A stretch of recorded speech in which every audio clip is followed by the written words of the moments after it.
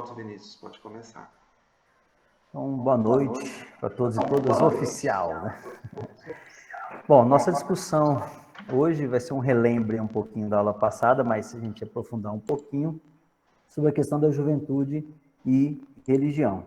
A proposta é a gente perceber um pouquinho como é que dá essa integração, essa interação entre esses dois campos, né? E aí a gente vai partir também da lógica do Bourdieu de entender a religião como um campo. Então, quando a gente fala de entender a religião como um campo, é entender ela como um espaço de disputa, né?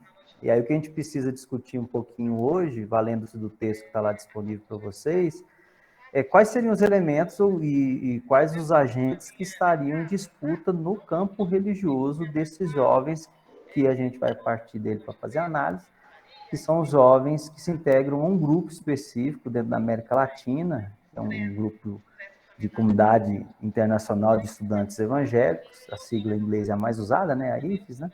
E aí a gente tentar entender um pouquinho desse cenário. O texto base que a gente vai usar, que está disponível para vocês, é uma parte, vou mandar aqui, postar aqui, a parte da pesquisa que a gente desenvolveu nos últimos 3, 4 anos, especificamente com esse grupo, que resultou aí na tese de doutorado defendida no ano passado, né? Então, é um pouco da gente discutir isso e tentar relacionar com a ideia do próprio movimento estudantil, né? A gente tentar entender, por exemplo, como é que esses jovens se integram na religião e também de que forma o próprio campo religioso ele entra na disputa com outros campos, né? Então, é importante a gente tentar entender e aí a gente tentar compreender, partir da lógica do Bourdieu, do que seria o campo, né? Então, uma primeira ideia, né? De entender que o campo ele é um espaço de disputa. A grande questão nossa aqui é entender o que está disputando, né? E com quem está disputando. Se o nosso foco é juventude, então a gente tem que tentar pensar como é que esses jovens estão em disputa, de que forma que eles estão disputando e com quem está disputando esse espaço, né? Baseado no que a gente até conversou um pouquinho previamente, acho que o Norma vai me ajudar aí, não? Vamos lá, né? Eles estão em disputa com quem? Vamos ver lá se a gente consegue resgatar. E aí a Fernanda, o Vinícius, o Agostinho. O Agostinho estava na aula passada também, deu para a gente fazer uma discussão, né? A discussão que a gente estava fazendo semana passada seria que eles estariam em disputa com os próprios jovens universitários que não fariam parte desses grupos religiosos, né? Porque seria essa disputa de narrativa deles como representantes desses ideais evangélicos na academia, em disputa com a questão científica, né? Eu estava até lendo agora há pouco, antes de entrar na aula, as respostas, e aí eu achei uma resposta interessante que eu não tinha prestado muita atenção, que era até uma resposta maior, que um dos estudantes falava, né, que ele se entendia enquanto um jovem religioso na universidade como uma ponte, né, porque nas duas pontas a ciência seria antirreligiosa, enquanto a religião também ela seria anticientífica, entre aspas, nas palavras dele. Isso. Acho que vai ajudar a gente aqui, vou resgatar uma parte aqui dos slides que a gente usou na época da tese, acho que esse aqui em especial, deixa eu ver se não vou apertar errado aqui, isso, deu certo. Porque, por exemplo, num dos capítulos, não é esse que está lá, mas só para a gente entender, né, que é um pouco do que o Norman está falando aí também, a gente entender, por exemplo, que a gente tem para esses jovens pelo menos 3 campos. Né? A gente vai analisar o campo religioso, mas não tem como analisar o campo religioso sem analisar os outros campos. Por isso a pergunta com quem que ele está disputando. Então aí o Norman já aponta para a ideia de que primeiro que eles já estão disputando com outros campos. Né? E aí a gente destacou 3 na pesquisa, mas podia ser mais, né? A gente destacou 3 por uma questão apenas de objetividade de proposta da pesquisa, né? Então a gente até propôs na época 3 concepções complexas e até contraditórias, né? Um pouco nisso, usando um pouco a ideia do Bourdieu, mas de pensar, por exemplo, né, que é o que o Norman colocou, será que esse campo religioso ele estaria desassociado totalmente do campo político? E esse campo religioso estaria desassociado totalmente do campo educacional? Como é que os jovens veem essas divisões? Elas seriam, por exemplo, no infográfico 3, completamente desassociadas, Ou no infográfico 2, todas as três estão misturadas num só, quase que indistinguíveis, por exemplo, né? Onde uma sobreporia as outras, ou uma proposta do infográfico 1 que a gente fez na época de pensar que, na verdade, existe uma intersecção entre o campo político, religioso e educacional, e esses jovens estariam aqui. Isso porque é o seguinte, né? Não sei se a Fernanda leu lá o texto, o Vinícius, a Caroline, porque no texto são jovens universitários evangélicos. Então, essa tríade é importante, né? A gente precisa sempre lembrar que ela está partindo dessa construção dessas três perspectivas.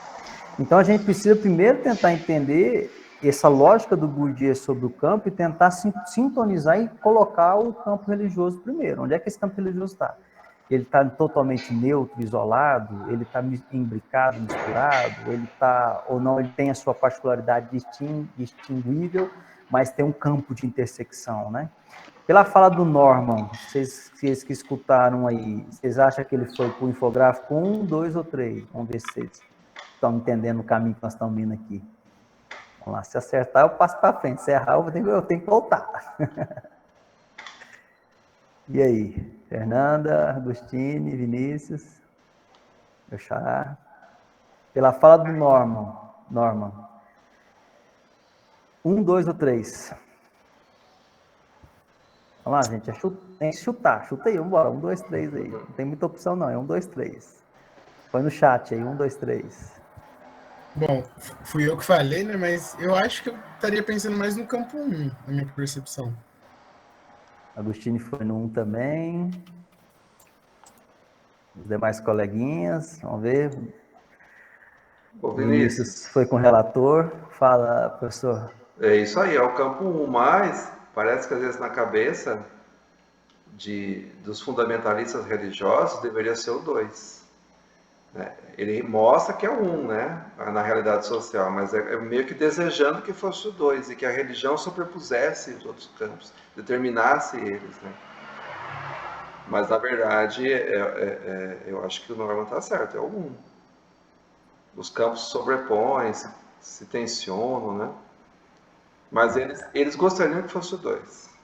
É um pouco isso, os fundamentalistas religiosos, não só evangélicos, né? Católicos, muçulmanos, né? Exatamente. O que você acha? Que está chamando de atos religiosos, né? Que foi um tópico que a gente tocou muito também, e aqui vai ser importante hoje, de pensar assim, como é que o ato religioso fica nisso tudo, né? Como é que eles têm.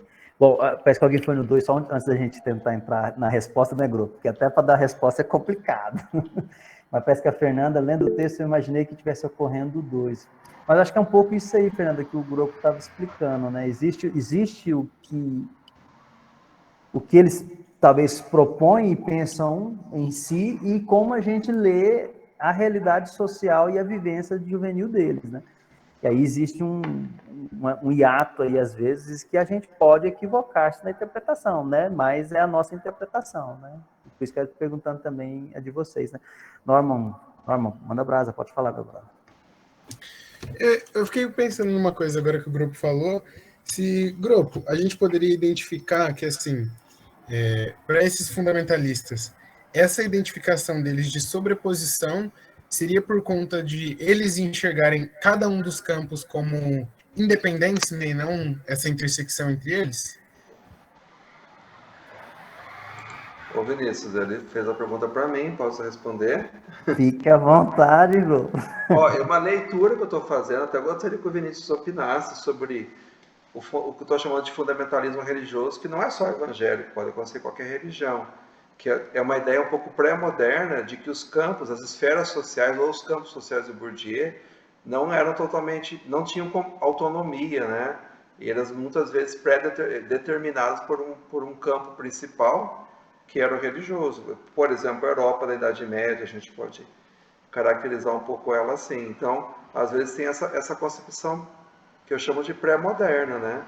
Não sei se eu respondi, né? E de que a religião ela se sobrepõe a todos os demais campos, e quando eles se opõem à religião, eles são pecaminosos, diabólicos, têm que ser combatidos, né?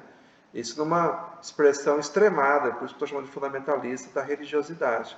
E eu não acho que todas as pessoas, inclusive evangélicas, são assim, né? Mas aquela fala do menino indica um certo caminho para esse lado, né? De que a ciência é má, a universidade é má, é pecaminosa, a religião é boa, né? A gente viu quanto que se deu de problema aí na questão da pandemia, da própria vacinação. Cortou o finalzinho do seu áudio, mas não sei se você fechou aí.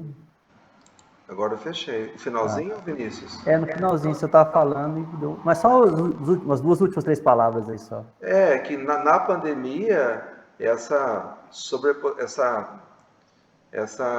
determinação do religioso sobre os demais campos trouxe, às vezes ajudou a negação da ciência, né? A negação do risco da pandemia, né? Dizer que Deus vai proteger, quem for fiel, Deus vai proteger, não precisa se preocupar de usar máscara, distanciar, e às vezes até a negação da vacina. A gente viu, às vezes, essa sobreposição do campo religioso sobre o científico, o social, o político, ajudando a reforçar esse comportamento negacionista, né? Ok. Carol? Eu não sei se eu entendi direito, mas eu estou pensando sobre outro aspecto em relação a como nossa sociedade se relaciona, aí estou colocando o Brasil, América Latina, com a religião. A nossa relação ela não é tão imbricada como em alguns outros países. Vou colocar, por exemplo, países muçulmanos, que é o que eu estou pensando. Na verdade, se nós formos para um país muçulmano, a religião ela atravessa tudo. E é muito difícil o sujeito deixar a religião em alguns países. Vou pegar um exemplo do Senegal, que eu conheço mais. E nesse caso, podemos considerar que haveria uma sobreposição desses campos, ou seja, a leitura é diferente e, ao mesmo tempo, eu estou certa no meu raciocínio de que a nossa sociedade ela se relaciona de outra forma com a religião, não é de uma forma tão... não seria essa palavra, tão... Um exemplo, né? Uma coisa que não ocorreria entre muçulmanos, o não ser o católico que não é atuante, ou, né, o evangélico que transita entre correntes. Isso não ocorreria entre, enfim, essa sociedade mais estruturada sobre a questão religiosa. Enfim, acho que é mais ou menos isso que eu queria entender, se seria o infográfico 2, isso. Pois é, Carol, esse foi o nosso grande problema lá na defesa na época, né? O grupo estava lá, foi um dos arguidores na época também, né? E eu acabei indo por um caminho, mas depois da fala dos professores, na própria qualificação, a gente acabou indo para outro, depois na defesa já foi para outro caminho. Bom, me parece o seguinte, né? Tentando aí juntar um pouco na própria pergunta que a gente fez, eu acho que é um pouco da angústia da Fernanda aí no chat, né? Fiquei meio confuso, para cá, para lá. Porque, no primeiro momento, dá a impressão de que os jovens querem separar os 3 campos. Esses jovens, né? Da pesquisa. Lógico que cada jovem, cada grupo seria uma abordagem distinta, né? Como a gente está analisando esse grupo específico, né? Dá a impressão que, no primeiro momento, eles querem compreender que são 3 campos completamente isolados, distintos, que realmente não se comunicam, e que são valores diferentes. Bom, seria, por exemplo, então, um infográfico 3, por exemplo, né? Mas depois a gente começa a perceber que quando eles estão com um jovem universitário evangélico, nessa condição, eles têm uma necessidade de juntar os 3, mas preservando a identidade de cada um dos 3 campos. Porque, obviamente, os valores do campo religioso não se aplicam ao campo universitário, do mesmo jeito que o universitário não se aplica ao campo político e assim vice-versa, em qualquer um dos 3. Por isso a ideia do Bourdieu de campo, que a gente trabalha lá no texto. Porque para cada campo você tem valores diferentes, troféus diferentes, perspectivas de vitória diferentes, valoração diferente, classificação diferente. Então, parece que em algum momento há um grupo que tenta criar esse infográfico 1, né? Existe uma intersecção e nesse momento os três campos se juntam. O movimento em si, enquanto jovem, o movimento estudantil dele dentro das universidades, dialogando política, universidade e religião. Parece que no discurso há uma tentativa bem clara disso, né? Mas depois, é o que fica para mim também um pouco mais evidente, mas pode ser outra percepção, né? Não tem, são percepções. Aí vem o infográfico 2, fica um pouco mais assim agudo, porque aí percebe quando aquilo que a gente colocou, por exemplo, você tem uma pergunta que fez sobre o que é ser jovem no seu país. Aí a resposta foi para um caminho. O que significa ser jovem universitário no seu país? A resposta foi muito similar, o que nos ajuda a entender que o conceito de juventude que eles têm está muito associado a um conceito de movimento, de enfrentamento, o espaço educativo está relacionado com a juventude, o que é muito bom, ou seja, a resposta 1, a resposta 2, muito boa. Só que quando a gente vem na terceira pergunta, que é exatamente o material da atividade da aula passada, que é quando a gente junta, então, o que significa ser jovem universitário evangélico, some praticamente todos os distintivos de juventude e de universidade que tinha destacado nas questões anteriores. Aí, nesse momento, sobressai, né, o Norma, aí acho que a Agostinho Fernanda também, que estava lá falando, né, talvez respondendo um pouco da questão que a Carolina também traz. Só que aí existe também uma outra questão que a gente precisa analisar, que é como é que eles se percebem, como é que alguém que está pesquisando eles ou lendo algo sobre eles percebe eles. Que aí, por exemplo, aí que eu vou tentar não fazer muita junção com a aula que vem ainda, para não repecar tudo, né, grupo? Mas por exemplo, o espaço da internet, da rede social, foi o espaço que a gente escolheu para ser a nossa fotografia, para ser a nossa representação estética da realidade. Então, quando eu olho para o Instagram, quando eu olho para o Facebook, quando eu olho para o WhatsApp, como é que esses jovens fazem a sua vivência enquanto jovens universitários evangélicos? Aí a gente percebe que, na verdade, ficou muito mais apresentável o religioso, que acho que é o que o Norman está destacando, né? Que aí vai um pouco, eu acho que a ideia do grupo também, quando ele traz essa ideia do fundamentalismo, né? A gente até nem tentou entrar muito nessa lógica do fundamentalismo, porque é uma questão ainda bem especialmente no meio evangélico, né? Você tem uma certa aversão muito grande a essa expressão por tratar muito assim de radicalismo, mas é a expressão, né, grupo? A ideia é essa mesmo, esse radicalismo, essa exacerbado, né? Essa perspectiva supervalorizada em detrimento dos outros campos também, né? Então, a gente já percebe no primeiro momento, e aí a importância depois da perspectiva política, daqui um pouco a gente entra nela, de direita, esquerda, conservador, progressista, etc. e tal, porque nesse campo aí a religião não se torna neutra em nenhuma perspectiva, né? A religião se mostrou ativa dentro da universidade, não foi passiva, servindo-se de acolhimento e de instrumento de enfrentamento desses jovens. E o campo político também não ficou isolado do campo religioso, ao ponto disso hoje, mais do que nunca, e aí até valendo-se da fala do Leandro, né? Está aí por aí, né, Leandro? De a gente pensar do quanto que os jovens e a religião hoje está politizada, né? E aí a gente percebe, então, que também não está ausente, né? Então, essa é a primeira ideia que eu acho que a gente precisa pensar aqui nessa noite, de entender o seguinte: quando a gente está falando de jovem, juventude e religião, não dá para entender só a juventude e a religião isolada. Eles não estão assim, não vivem assim, não convivem assim. Só que aí que a ideia de a gente pensar como é que então eles convivem, né? E aí a ideia desses três infográficos que a gente tentou fazer foi uma tentativa de visualizar, né? Não foi plena, né, grupo? Sem suas falhas. Lógico, toda representação estética, visível, ela tem seus limites também, né? Mas a gente tentou, tipo assim, será que dá para clarear? Dá para desenhar isso aí, né? A gente tentou fazer um desenho do que seria, né? Mas realmente é um negócio complicado, assim, né? Não sei, me parece que eles têm momentos no 1, momentos no 2, momentos no 3. Me parece que eles ficam gangorreando nesses 3 momentos, dependendo da pergunta, dependendo de quem está perguntando, dependendo para que está se respondendo também, né? Então, acho que fica um pouco dentro dessa perspectiva. Não sei se ajudou, a Fernanda que tinha comentado aqui também, a Agustine, né? O que tinha ficado. E aí, clareou, piorou? Depois de tudo isso, a votação, 1, 2 ou 3, né? Ficaria em qual agora? Agora fica do 4, né? Aí vocês põem 4, vamos criar uma nossa aqui. Todas as alternativas. Todas as alternativas. Junta tudo, vamos criar um outro infográfico aqui.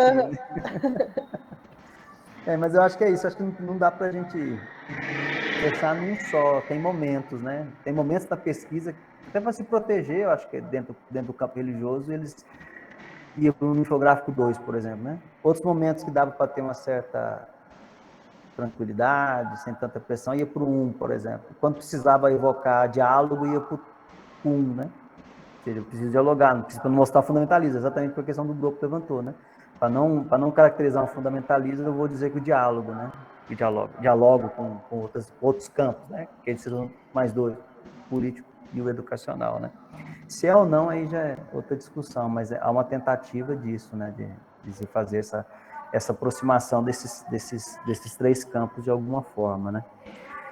Aí vem a segunda pergunta que eu fiz lá atrás, que eu faço de novo aqui também, né? Bom, a gente já viu que esses jovens estão dentro do campo religioso e que estão disputando outros dois campos, beleza. Mas então agora vamos olhar mais especificamente para dentro do campo religioso nesse momento, que é a nossa proposta aqui hoje. Quem seriam os agentes em disputa desses próprios jovens dentro do campo religioso? Pelo texto dá para a gente saltar alguns, né? Ou seja, a gente viu que os campos estão em disputa, mas agora vamos olhar para dentro desse campo, né? Vamos pensar, esses jovens que estão lá, estão disputando com quem? Ou não estão disputando? Porque se não estiver disputando, não é campo, na perspectiva do Bourdieu. Eles têm que estar disputando, né? Eles têm que estar ali, de alguma forma, tem que ter um grupo dominante, tem que ter essa disputa. Ou não teria dentro do campo religioso, né? Exatamente, o Leandro colocou aí no chat lá. As igrejas e a própria IFES. Já seria um primeiro grupo em disputa para esses próprios jovens, né? Por que, Leandro? Quer falar? Você está podendo também, né? Vou abrir só o microfone aqui. Boa noite, Vinícius. Boa noite, grupo. Boa noite, pessoal. Que eu cheguei de serviço, estou meio comendo, meio prestando atenção na aula. Mas, bom, eu não consegui finalizar o texto, faltou só as considerações finais mesmo, infelizmente. Mas a questão do tempo livre desses jovens, né, você colocou como algo importante lá no texto, porque justamente a partir da ocupação do tempo livre desses jovens, a gente consegue ter algumas percepções, entre elas, quais agentes disputam esses jovens. E aí, justamente, eles não têm, né, o seu tempo livre, justamente que é ocupado pelas demandas da própria IFES, né, com atividades, treinamentos, estudos bíblicos, as lives, como vocês colocaram lá no texto, e, por outro lado, a própria igreja em si, que também chama eles para os cultos sábados. Você destacou essa questão da disputa do sábado, especificamente, que isso fica muito claro. Então, a gente tem, né, de maneira inicial e majoritária, esses dois agentes, pelo menos na minha visão, a igreja e a própria IFES, disputando esses jovens, as suas concepções e as suas atuações, ou não, né? Exatamente, e isso é muito importante para a nossa análise aqui hoje, né? Tem que entender como é que esses jovens estão dentro desse campo religioso e de que forma que eles se integram e se interagem, né? Aí você tem uma disputa para ver quem vai ter o domínio sobre a concepção, cosmovisão e percepção de juventude dos próprios jovens que estão nessa condição, né, de jovem universitário evangélico, né? Agostinho?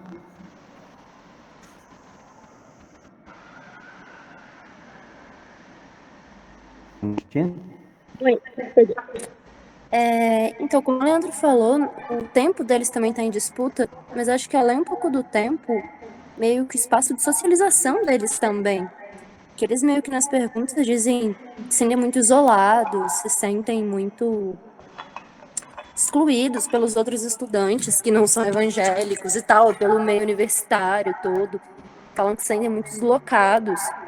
Então, também está em disputa essa oposição que ou eles criam ou criam neles entre o mundo e a igreja, a universidade e a igreja, ou tudo da religiosidade, de que são coisas tão dispersas e tão diferentes que são quase inconciliáveis.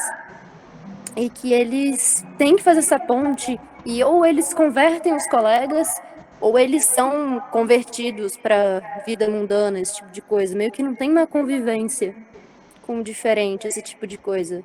Não aparece muito essa convivência. Ou também falam de se assumir, alguns não se assumem, isso seria errado, se assumir como evangélico na faculdade. E sei lá, parece meio que isso. Exatamente. E aí você vê de novo aquela preocupação de entender qual vai ser o principal hábito desses jovens, né? Será um hábito religioso, um hábito universitário, né? Qual seria, o que vai preponderar, né? E aí tem dentro do próprio campo religioso essa disputa para ver quem vai efetivamente ainda dominar o tempo livre, que é o que o Leandro destacou, e o próprio espaço, de fato, espaço de socialização, espaço social, né? As relações desses próprios jovens. Por isso que não pode deixar o tempo livre, não. Quanto mais se ocupar, e inclusive citei e reforço aqui, né? Era normal a gente encontrar, estar participando de 2, 3 eventos ao mesmo tempo, porque o negócio é não deixar, especialmente o sábado, né? Pensando em jovem, onde a grande maioria não, todos esses da pesquisa eram universitários, então o que restava a eles era efetivamente o sábado, né? Para ter um tempo livre. E aí é exatamente o sábado é o tempo livre que a igreja faz o evento com o jovem. E aí também, então, é o momento em que o movimento, aí também faz a atividade com o jovem, né? Então, assim, eu participei de muitos grupos de WhatsApp na América Latina, deles todos, acompanhei, participei, inclusive, de vários estudos bíblicos com eles, tudo. Então, assim, sábado os grupos borbulham, de manhã, tarde e noite, o tempo inteiro, porque estarem lá juntos, fazendo treinamento, capacitação, formação de líderes, estudo bíblico, e vai indo, né?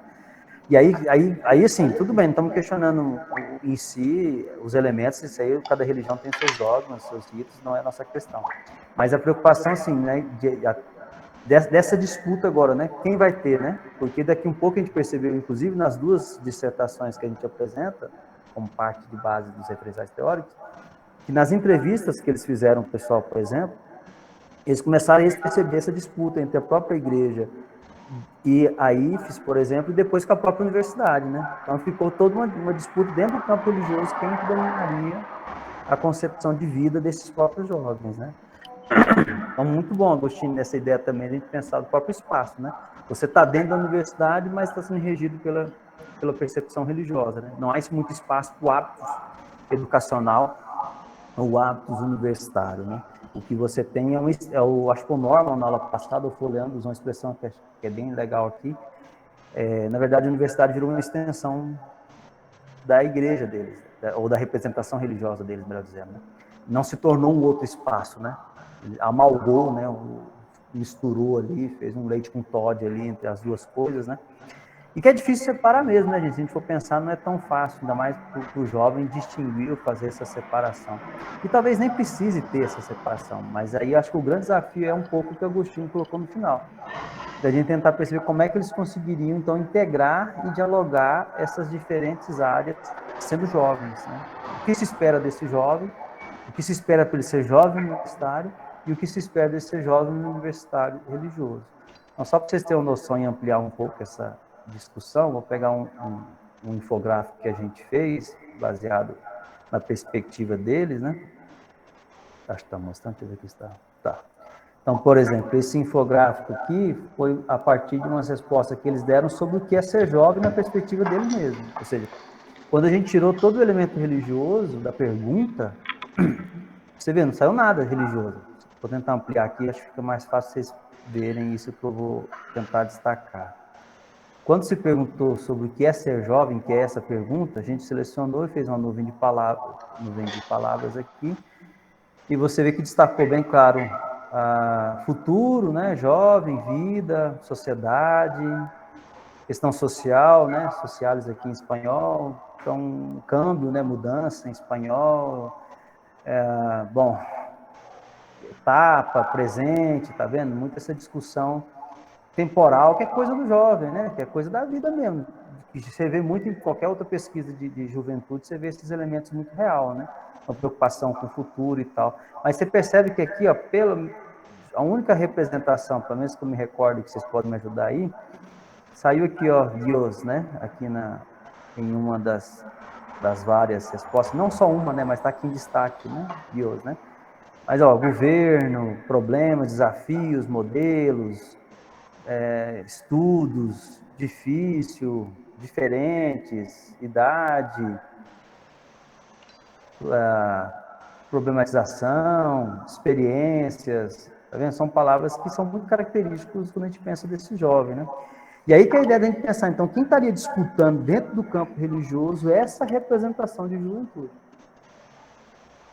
E aí eu acho que o Leandro dá uma luz, o Agostinho deu uma luz, mas dá para a gente caminhar um pouquinho mais, né? O que vocês acham mais aí? Quem estaria dentro desse campo religioso, como é que esse campo religioso trataria esse jovem dessa forma? Como é que ele conseguiria, o campo religioso, afetar, perceber, interagir com o futuro desses jovens, com a percepção de sociedade, de mudança, que são palavras que estão bem em evidência aí nessa nuvem de palavras.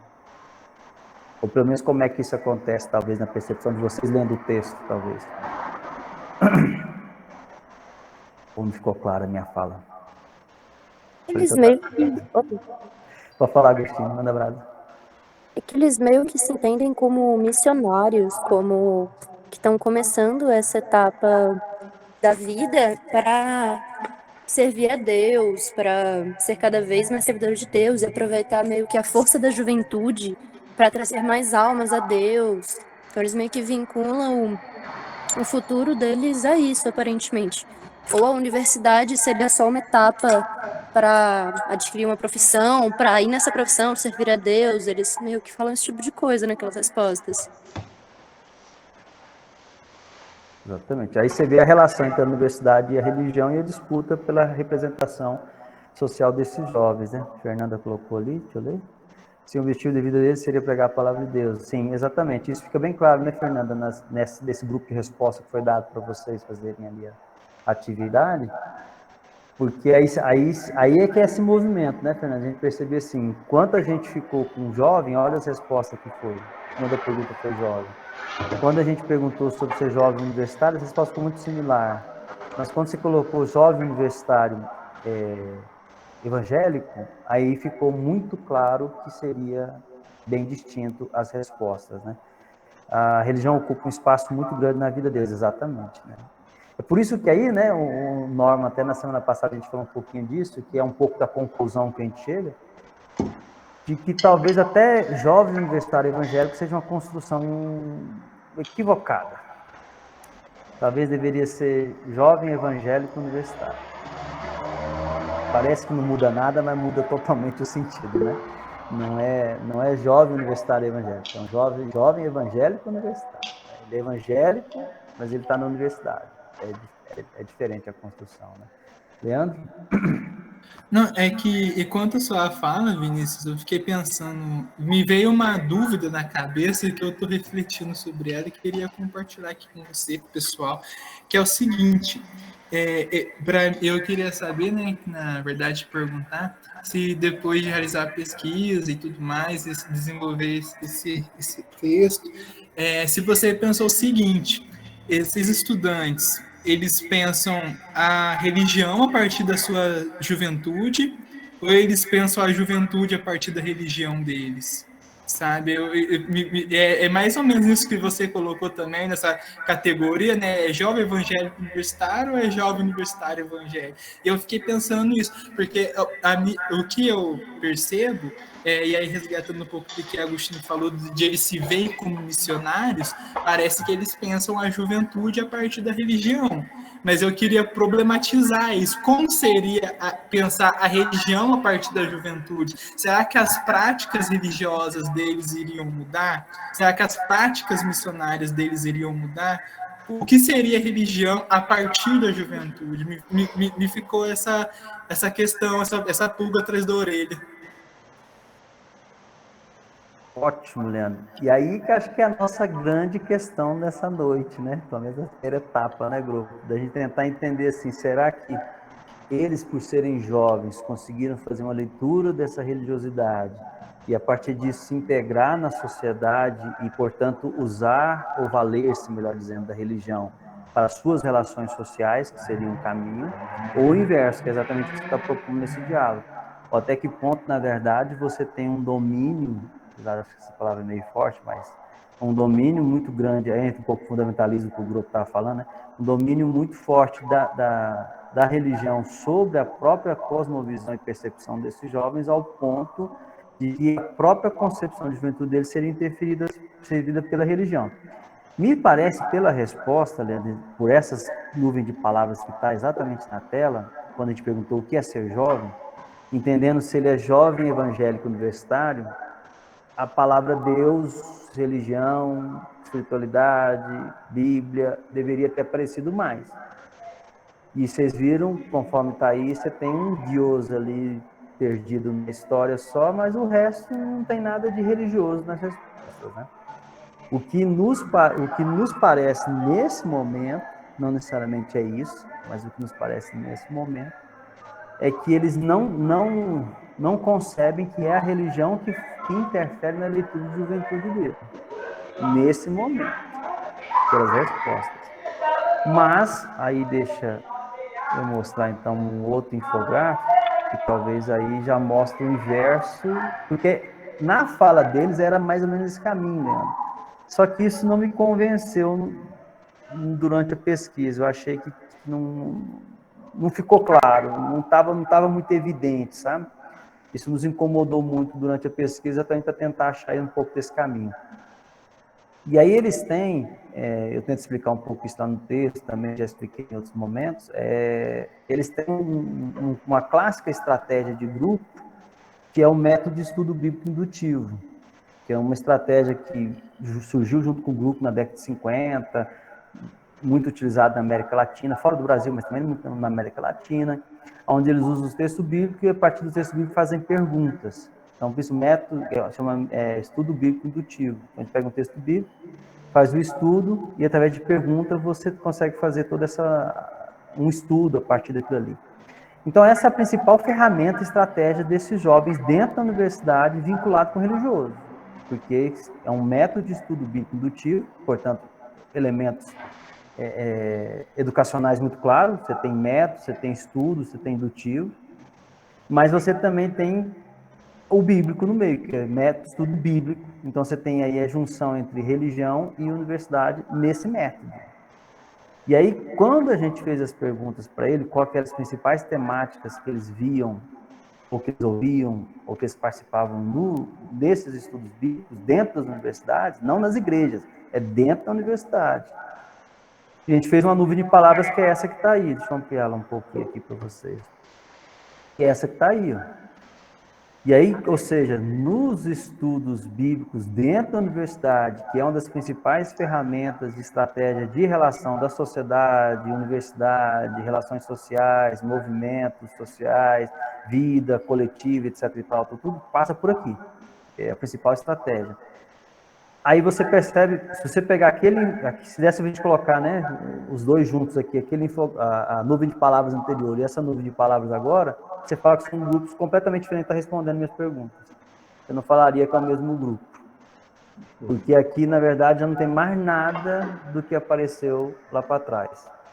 Você já não tem mais os elementos de tempo, presente, futuro. Você tem o social aqui em relativo destaque, né?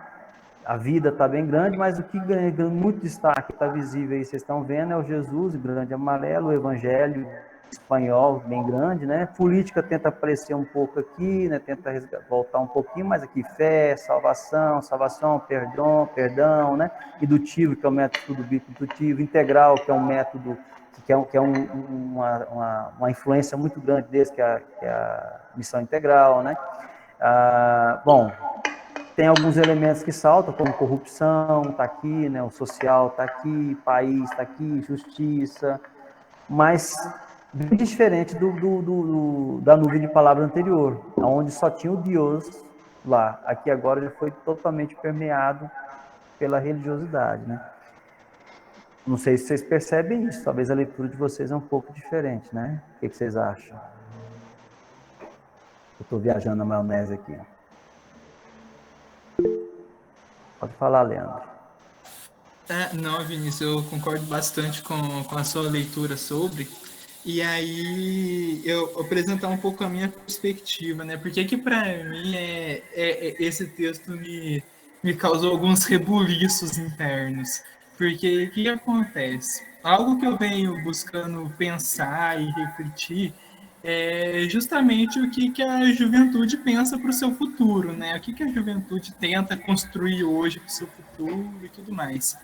E aí, algo que me causou rebuliço foi justamente o que esses estudantes aí da IFES, da CIFES, o que eles pensam sobre o futuro, no sentido de quem estará presente nesse futuro. Porque a gente percebe algumas coisas, né, como justiça e tudo mais, que vai para esse campo social. Só que uma palavra que faltou e que para mim é curioso faltar foi diversidade. Será que esse povo, né, das CIFs, esses estudantes, eles só querem um futuro de pessoas evangélicas, de pessoas protestantes? E aí isso me causa alguns rebuliços, porque parece que a sobreposição da religião é tão grande, do Jesus, do Evangelho, de Deus, que eu me pergunto, então, de que vale a justiça, de que vale a questão social, de que justiça, de que âmbito social eles estão falando. Então, esse texto me causou provocações nesse sentido. Eu queria te perguntar se durante a pesquisa, se vocês sentiram isso e se isso foi dialogado, foi problematizado em algum momento. Beleza, deixa eu ver o comentário do Agostinho aqui, vem dar para emendar. Uma das respostas colocou redimir setores, isso é importante, exatamente, né, Agostinho? Muito claro nessa sobreposição aí, né? Por isso que aí volta lá no infográfico 2, entendeu? Nesse momento fica muito claro, o infográfico 2 está sobrepondo, a religião sobrepondo a esfera política, a esfera educacional, né, para esses jovens. Aí, voltando à sua pergunta lá atrás, Leandro, nesse momento dá a impressão de que sim, aí seria a religião interferindo na concepção de juventude deles, né? Que aí seria claramente, visivelmente, ainda que não se assumindo enquanto fundamentalismo ou domínio, mas você tem muito claro aí uma interferência, se achar melhor essa palavra, né? Se soar melhor, uma interferência, uma influência, né, muito grande da religião na percepção agora de juventude deles mesmos, né? Nesse sentido. Quando você fala muito de visão de justiça, essa questão toda, Leandro, é porque, assim, vamos resgatar um pouco da história do movimento para vocês entenderem um pouco por que a gente insistiu nesse grupo falar disso. Esse grupo, ele surge lá em 1947, nos Estados Unidos, tudo aquilo em Harvard e tal, vem para a América Latina, especialmente na Argentina no primeiro momento, ainda também no início da década de 50 e tal, chega no Brasil também já no início da década de 50, espalha pela América Latina como um todo, logo até 1960 e pouco já estava tudo espalhado na América Latina e tal, Europa, América do Norte também e tal, né? E na América Latina, esse grupo ganhou muita evidência a partir de uma linha dentro dos evangélicos que é chamada de missão integral. Esse grupo, eles se alinham, não é que se alinham, desculpa da palavra, eles, pra vocês entenderem mais ou menos, não é bem isso não, mas só para entender como analogia, seria mais ou menos uma semelhança dentro da que seria a teologia da libertação para o catolicismo, seria a missão integral para os evangélicos. Não tem nada a ver necessariamente, são perspectivas diferentes, fundamentos diferentes, bases referenciais diferentes. Mas no sentido de preocupação com justiça, preocupação com o pobre, a questão do enfrentamento do sistema, entendeu? Então, é o equivalente, não é a mesma coisa, não tem necessariamente as mesmas bases, mas só para vocês entenderem, eu acho que a teologia da libertação é mais conhecida, só para vocês entenderem um pouco da ideia. Então, esse grupo da Missão Integral surgiu lá atrás com René Padilha, Samuel Escobar, Pedro Arana, e esse pessoal, eles desde o início, então, eles insistiam que na América Latina só daria para pensar o evangelho se esse evangelho estivesse associado com a realidade social, que era uma tentativa de criticar o movimento estadunidense missionário na América Latina, porque quando na história dessas missões, o pessoal veio para a América Latina, o pessoal dos Estados Unidos, da Europa, e eles traziam a cultura americana ou a cultura europeia para cá, como fizeram com a colonização, um processo meio que natural.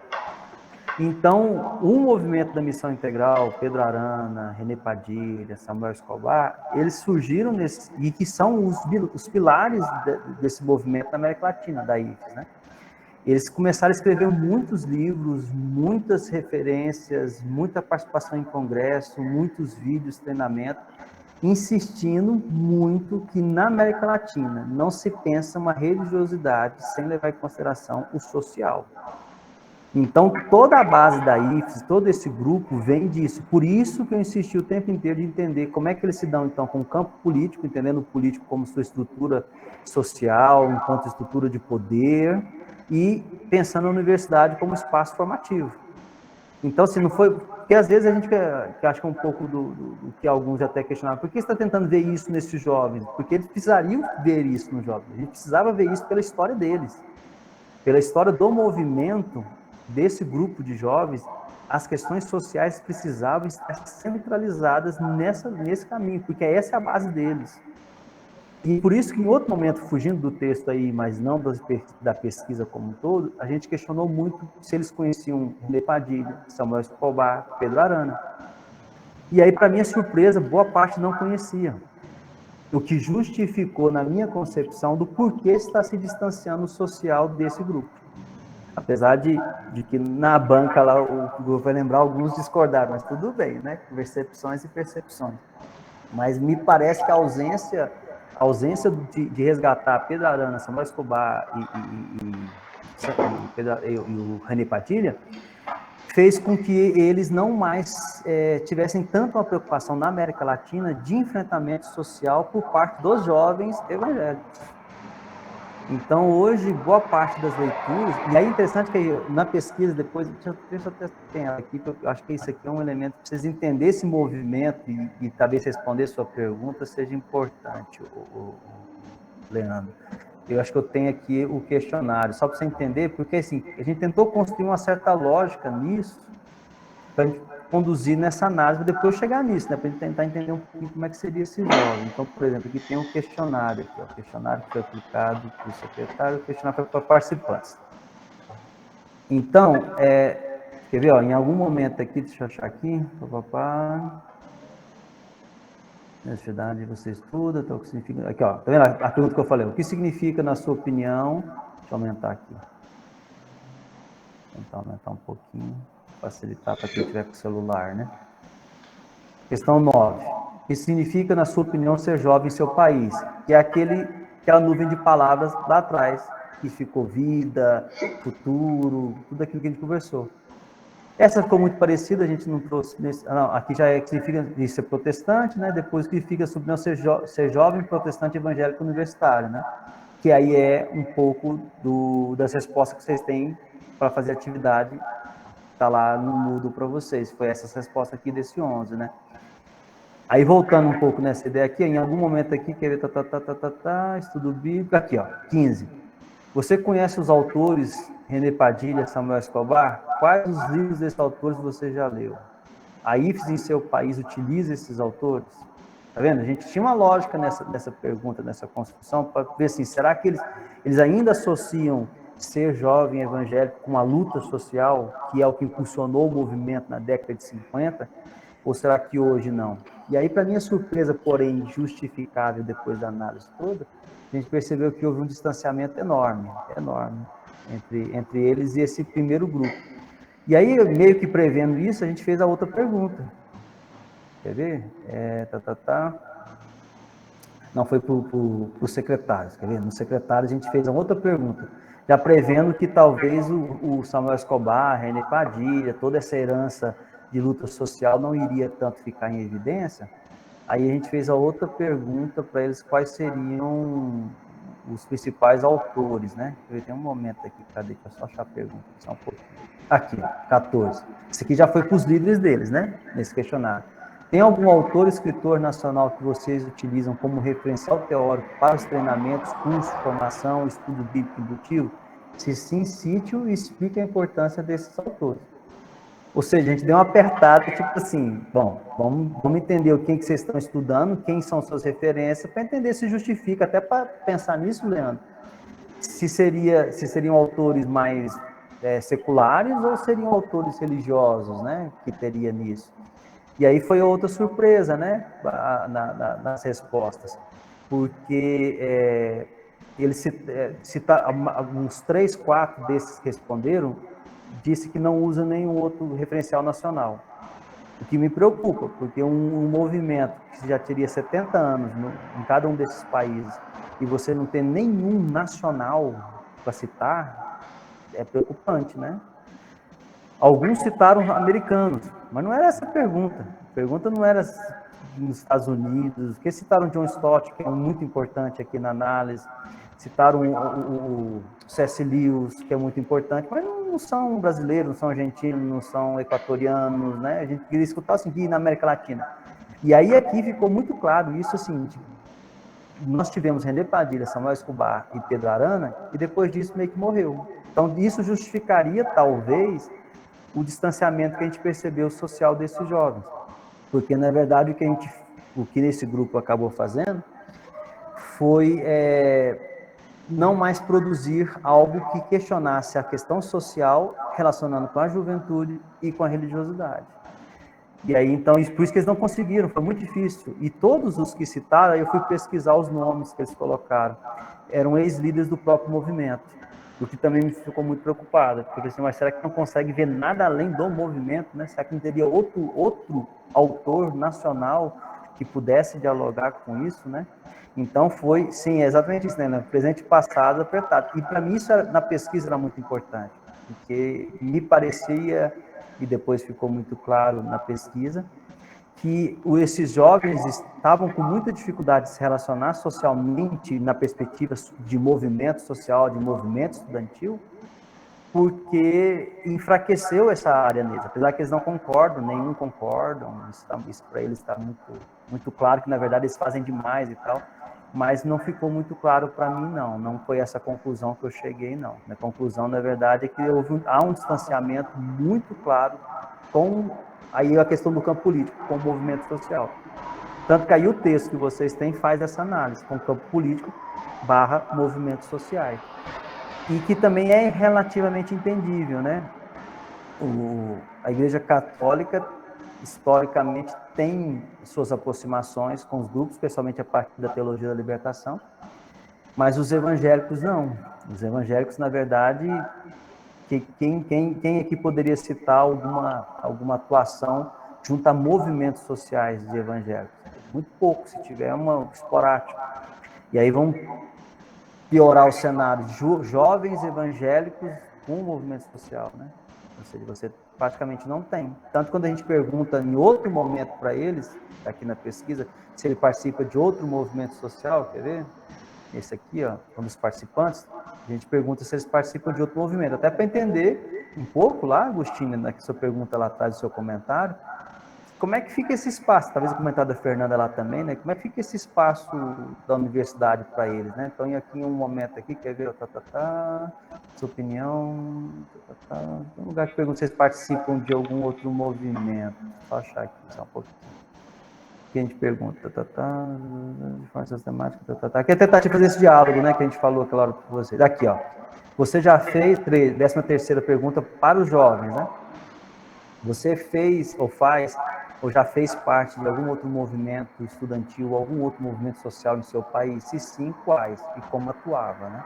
Então, a gente não queria só que citasse, queria até para perceber, porque assim, dentro do grupo evangélico, quando você fala movimento social, aí vem um pouco que a gente conversou na semana passada, especialmente com o comentário do Agostinho, associa muito movimento social com trabalho social. Há uma dificuldade muito grande para os evangélicos distinguirem movimento social, definir, não é nem distinguir, definir o que é movimento social do que é trabalho social, do que é uma ação social, né?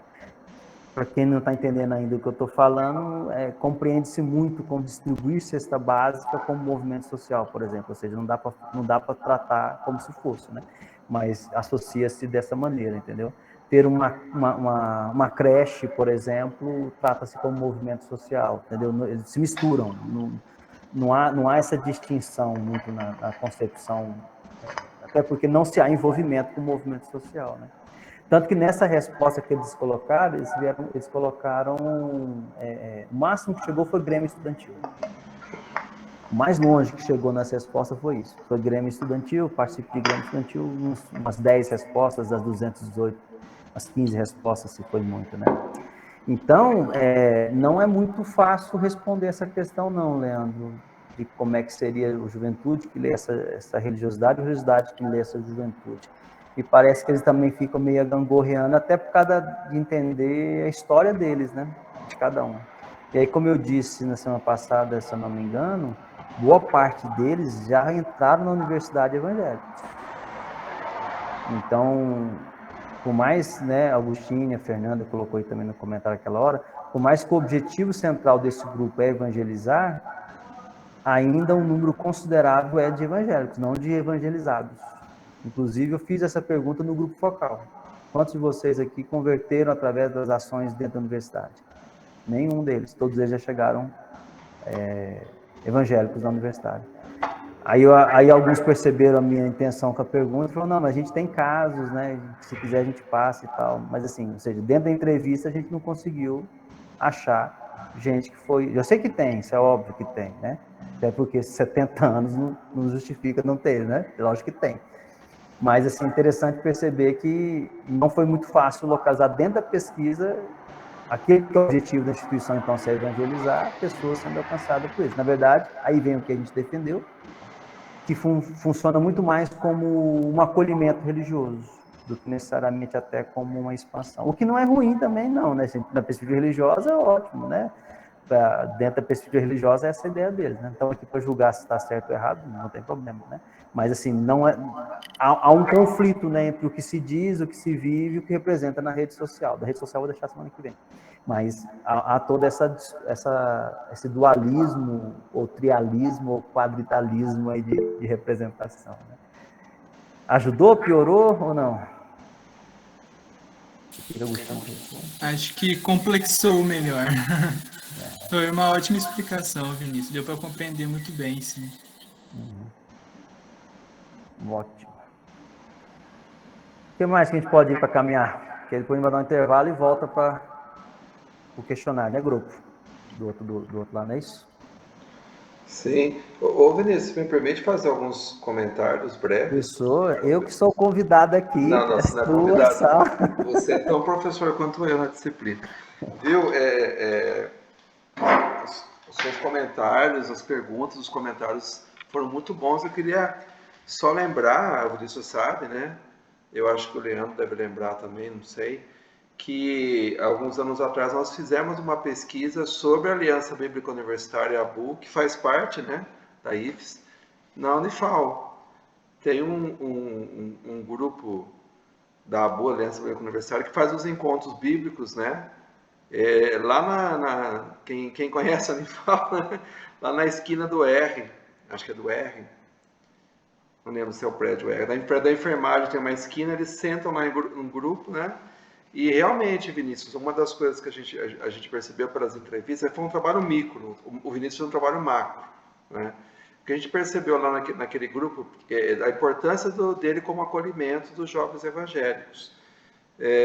Porque o sul, especialmente isso é importante aqui, que o sul de Minas, ele não é tão evangélico como outras regiões do sudeste, do sul, né? O Rio de Janeiro, Espírito Santo, pensar assim, é bem mais evangélico. E outras regiões de São Paulo também, mesmo próximas, né? Então era importante como acolhimento. Eles diziam, ó, é um lugar que eu vou ser universitário, mas vou poder continuar tendo uma identidade evangélica. Mas o grupo fazia mais, a ponto de outros jovens não evangélicos irem frequentar os encontros, para ajudar a entender o que é a universidade, como que é a dinâmica da universidade, que você tem que se disciplinar, se organizar o seu tempo, né? Uma menina, inclusive, falou assim, ela estava lá sentada, sem perceber que estava no meio do encontro, ela nem era evangélica, eu vou participar, e o tema era procrastinação. Ela dizia, era o que eu mais estava fazendo com a universidade, olha que interessante, né? Então, é um espaço importante para também ajudar a conviver na universidade. É um dos grupos que melhor sabia fazer isso, entre os coletivos que a gente estudou, né? E aí, só que aí no caso de Alfenas, né, a identidade evangélica é um pouco meio que sitiada, eles são exceção. Eles não tinham o objetivo de evangelizar, muito mais de se acolher, de ter esse espaço, né, de ser reconhecido na universidade, conseguiam fazer isso muito bem.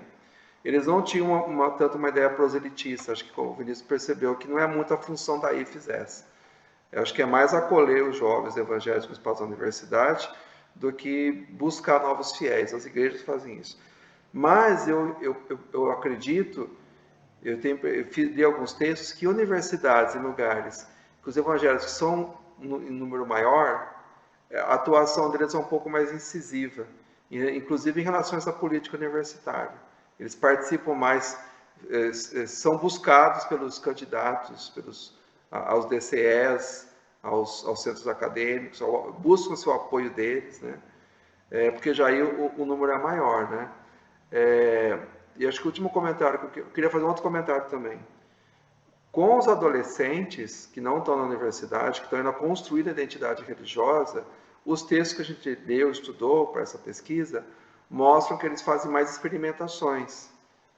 Buscam diferentes igrejas, denominações, né? Até escolher a deles, vamos dizer assim.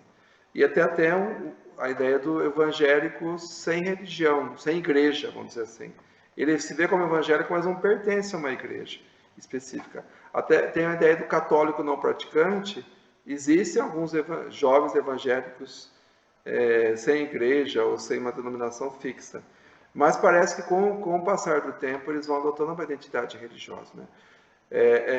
Inclusive o Elias, que é o professor da Unifal, Elias Gomes, né, desevangelista, professor de vocês, a mestrado dele foi sobre os jovens evangélicos, adolescentes evangélicos.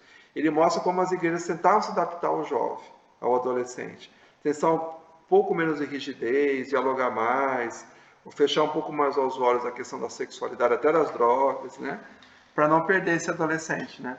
É interessante isso.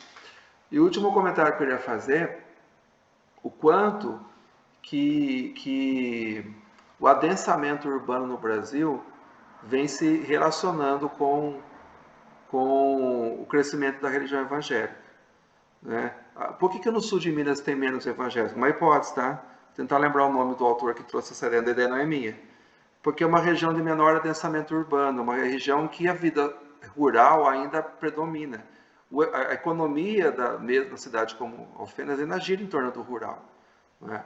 Então, as tradições católicas, o catolicismo popular ainda é forte aqui.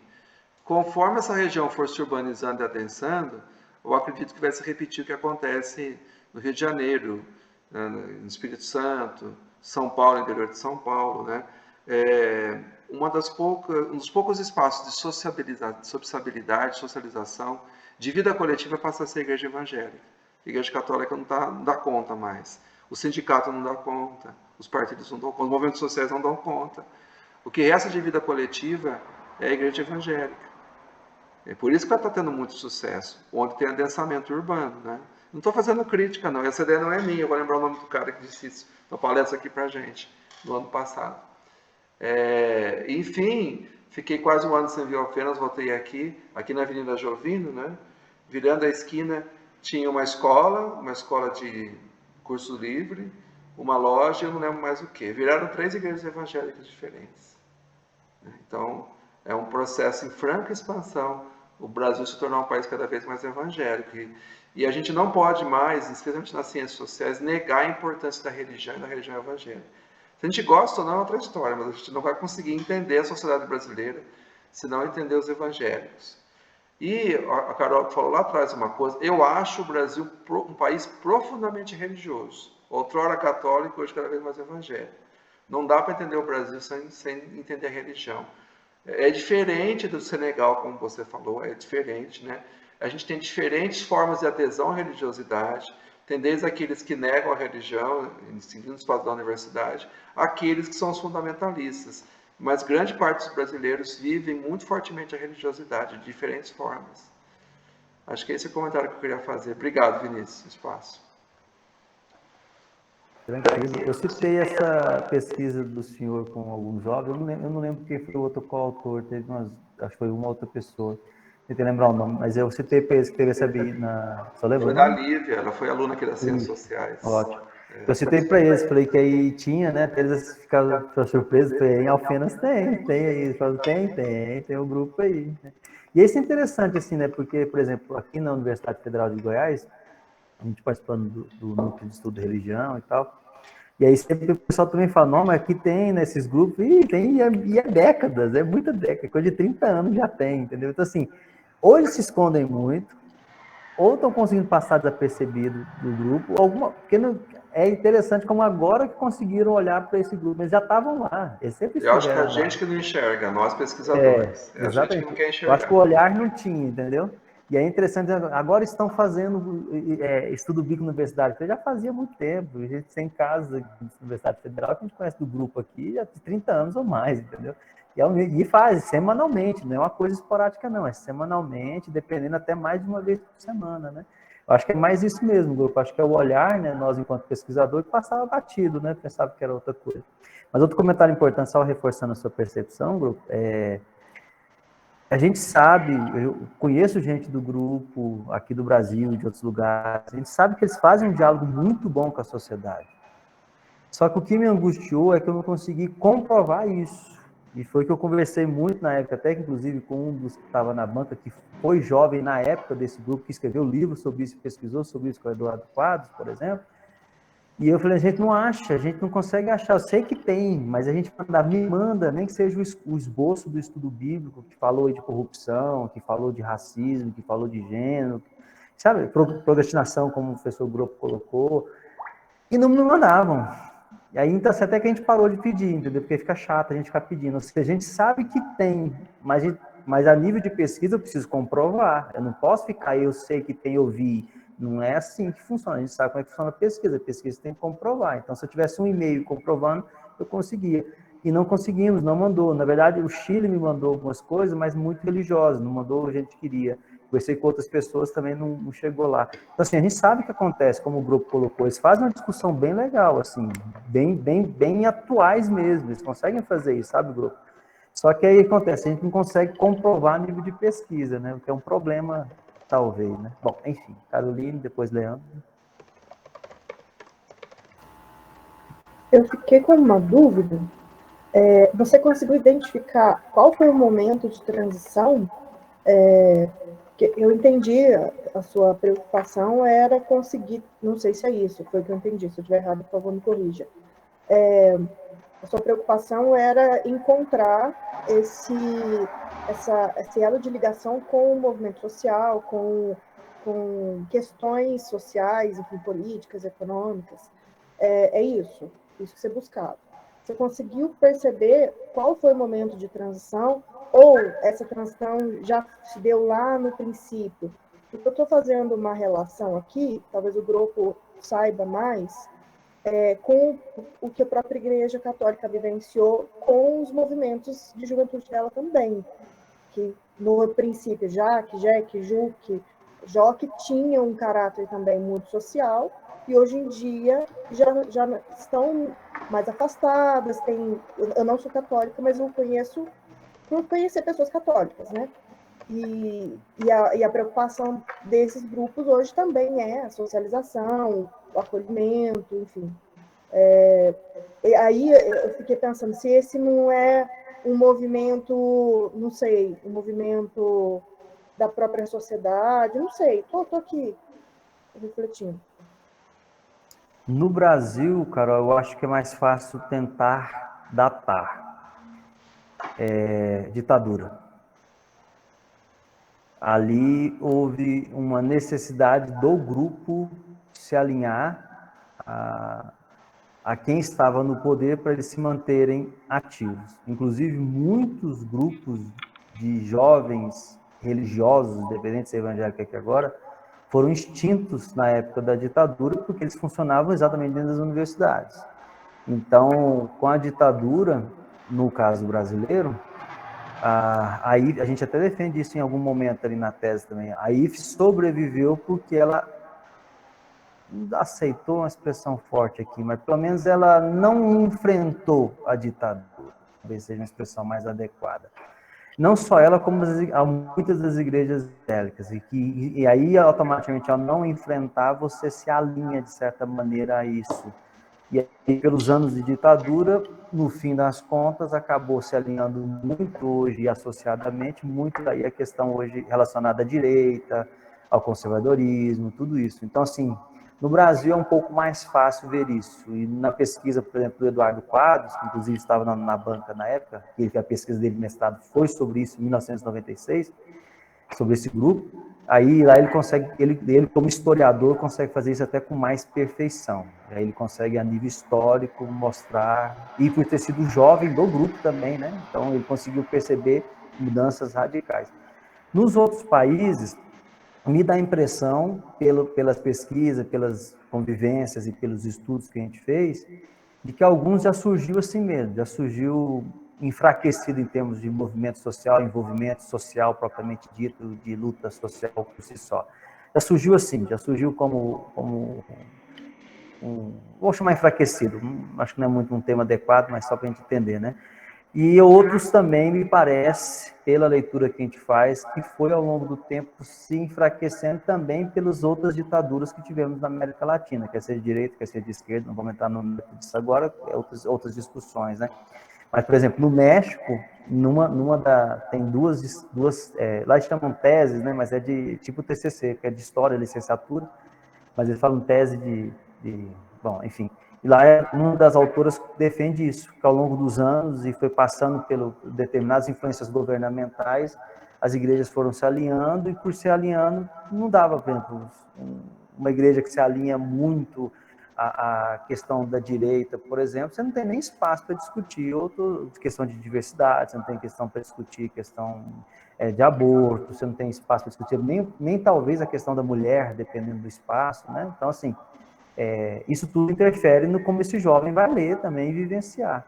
Então, em alguns lugares, isso deu para perceber que teve uma influência política muito grande, quer seja por movimentos de fato de ditaduras, ou quer seja por muito tempo determinadas igrejas se alinharem politicamente a determinadas linhas dentro da América Latina. Então, isso também interferiu bastante. Acho que deu para responder parcialmente, né? Que a gente não consegue responder tudo não, né, grupo? Não é quase nada, né? Mas a gente vai cutucando aqui, né? Leandro? Não, a sua fala foi até essencial para o gancho que eu vou dar a sequência, porque eu concordo muito com essa sua análise, né, e com essa sua percepção, que eu também vou nessa direção. Eu acho que justamente aquilo que a gente estava comentando anteriormente, de como que o passado e o presente daí são apartados, justamente devido a esse alinhamento mais ao campo da direita. Eu também vejo esse marco temporal a partir da ditadura, você também coloca isso lá no texto. E aí, né, pensando no nosso Brasil de hoje, o setor evangélico ele tem uma bancada no nosso Congresso, e o último ministro indicado ao STF, que foi o André Mendonça, indicado pelo Bolsonaro, né? O próprio deu muitas falas informando que indicou o André Mendonça unicamente pelo fato dele ser evangélico e tudo mais. E quando o André Mendonça assumiu, apesar da fala dele, de posse, ter defendido a democracia, o Estado laico e tudo mais, ele também, nessa mesma posse, estava afirmando de como que um ministro evangélico no STF era uma inclusão social. Então, ou seja, apesar de eu não concordar com essa frase dele, mostra a percepção dentro do campo evangélico. Que campo é esse? Que eles estão cada vez mais querendo ocupar os espaços públicos, os espaços políticos, os espaços das tomadas de decisões, porque eles agora encontraram justamente esse alinhamento. E nesse momento de retrocesso político, vamos colocar dessa forma, com o governo Bolsonaro, eles ganham forças. Aí eu falo muito no sentido de combate político, porque eu não consigo deixar isso de lado, mas, enfim, eu só adicionei esse comentário para demonstrar que eu também concordo com a sua leitura dessa percepção, desse alinhamento das correntes evangélicas, dos pensamentos evangélicos com a direita, e que eles vêm se fortalecendo, vêm crescendo, vêm ganhando espaço, vêm ganhando hegemonia, né? Vêm ganhando números e também vão ganhando destaque em decisões, como, por exemplo, a eleição desse ano. O campo evangélico, querendo ou não, é um campo que vai pesar e que vai estar em disputa nas eleições desse ano. E é basicamente isso também. Muito bom, Leandro. Por aí também. Vai, grupo, eu acho que é por aí. E não tem fim, não. Se deixar, a gente vai ficar até... Não, a Carolina levantou a mão, daí a gente encerra essa parte. A Carolina levantou a mão de novo. Eu não vi, pra mim ela só não tinha baixado. Desculpa, Não. Carolina. Eu estou pensando aqui, eu tive a sensação que esse grupo é diferente dessa corrente neopentecostal.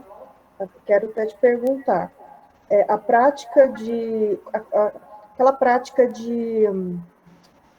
as células. Esse grupo não utiliza essa prática. Construção de células. Ou sim? Bom, as células são típicas de neopentecostalismo, né? Certo. Só para a gente entender, pessoal, e talvez não... Apareceu essa expressão, Carolina, umas 5 vezes, a palavra célula, em algum momento nas respostas.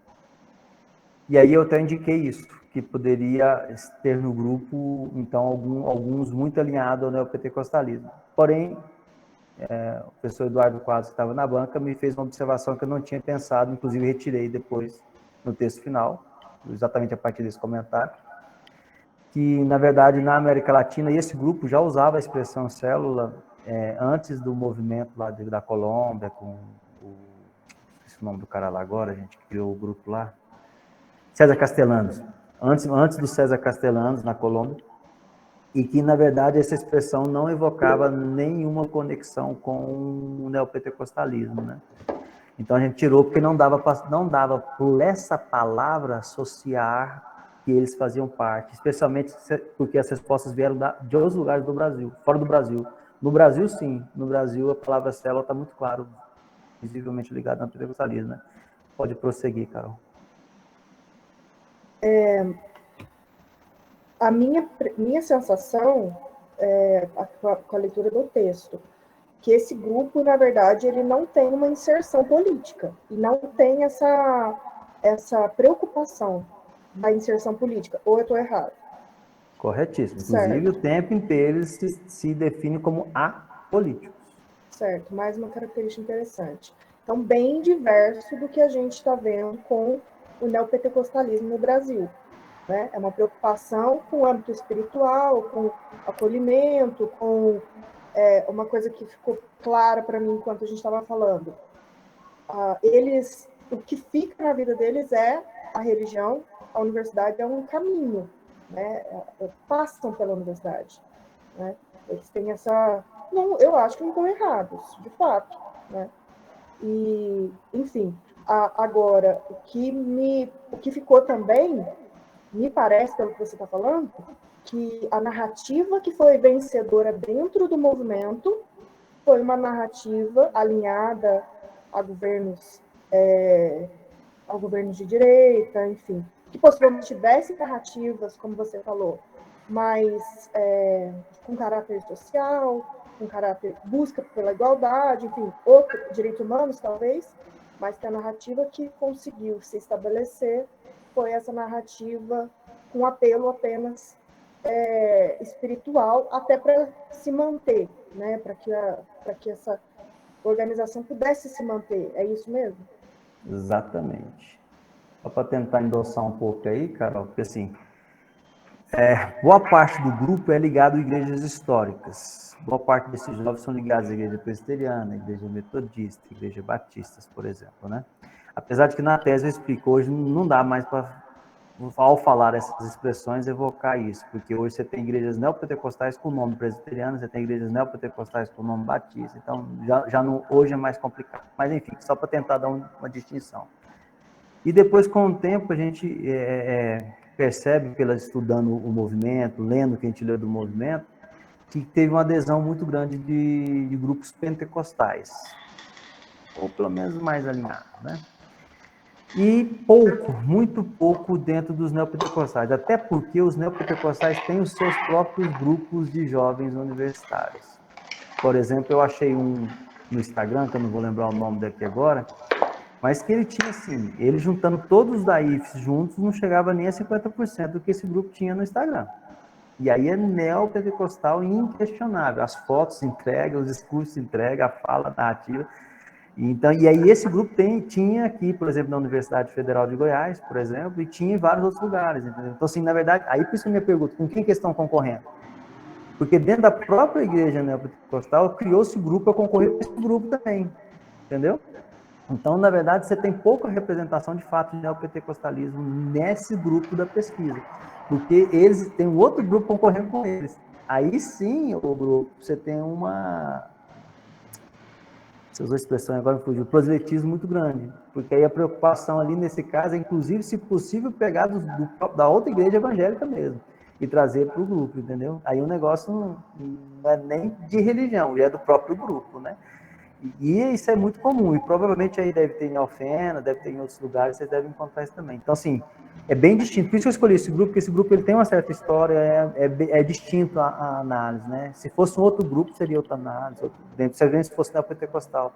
Inclusive, na conclusão da tese, a gente tem um parágrafo que faz isso. Se essa pesquisa fosse feita com jovens universitários neopentecostais, qual seria o resultado? Será que seria o mesmo? Seria, né? Porque aí as abordagens mudam, né? Eu perguntei sobre a célula porque eu me lembrei do seguinte, até o que você falou agora. O formato das células usadas pelos neopentecostais e que está fazendo com que elas se multipliquem